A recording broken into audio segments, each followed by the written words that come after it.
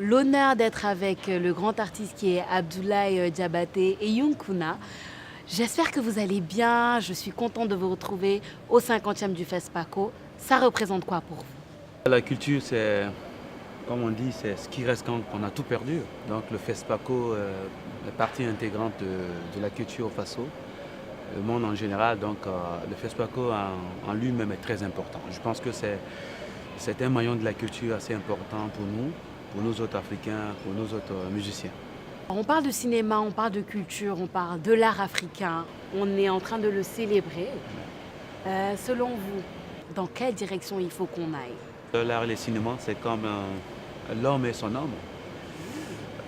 L'art, le cinéma, la musique, le cinéma, c'est des choses qui se suivent. C'est la personne et son homme, donc ça va de pair. Donc pour le futur, je pense qu'il y a de très bonnes perspectives, même s'il faudrait qu'on travaille davantage, qu'il y ait plus de collaboration, qu'il y ait plus d'ouverture par rapport à certains volets.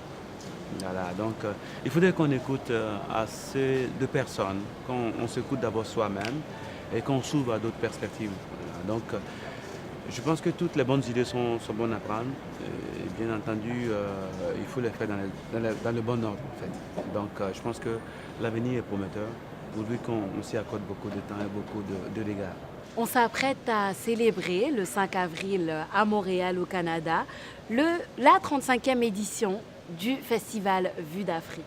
Si vous aviez un message à passer à tous ces amoureux de cinéma et de culture africaine, ce serait quoi en une minute? Rendons-nous à Montréal, retrouvons-nous à Montréal pour aussi, qui est un autre pan de la culture. Parce que vous savez, Vue d'Afrique, FESPACO, c'est comme des jumeaux ou du moins des jumelles. Parce que quand on prend ça du côté on veut, c'est un partenariat qui est depuis de longue date. Donc c'est sûr que c'est comme s'il y avait une réplique du FESPACO à Montréal sur le continent nord-américain.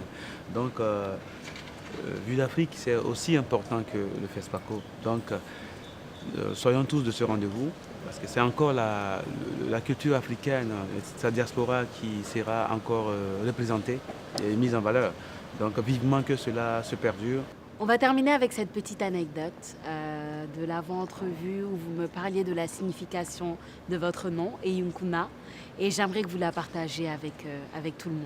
Allez, Younkuna, effectivement, beaucoup de personnes me posent la question parce que Younkuna, effectivement, ça veut dire ancêtre en langue maternelle chez nous, en toussien. Donc, du coup, Younkuna, ça permet de... Parce que le nom, c'est comme souvent quand on a Bob Marley The Rollers, on a Alpha Blondy Solar System, on a aussi Abdoulaye Diabaté les Younkuna, qui est accompagné tout simplement de ses ancêtres africains, où qu'ils soient. Et donc, c'est le nom que je donne à mon groupe, à mes musiciens. Donc, partout où je suis, ils sont avec moi. Donc, vivement qu'on se retrouve encore dans d'autres cadres pour magnifier encore la culture et l'art en général. Alors rendons hommage aux ancêtres. Exact. Et à très vite au 5 avril à Montréal pour Vue d'Afrique. Exact. À bientôt.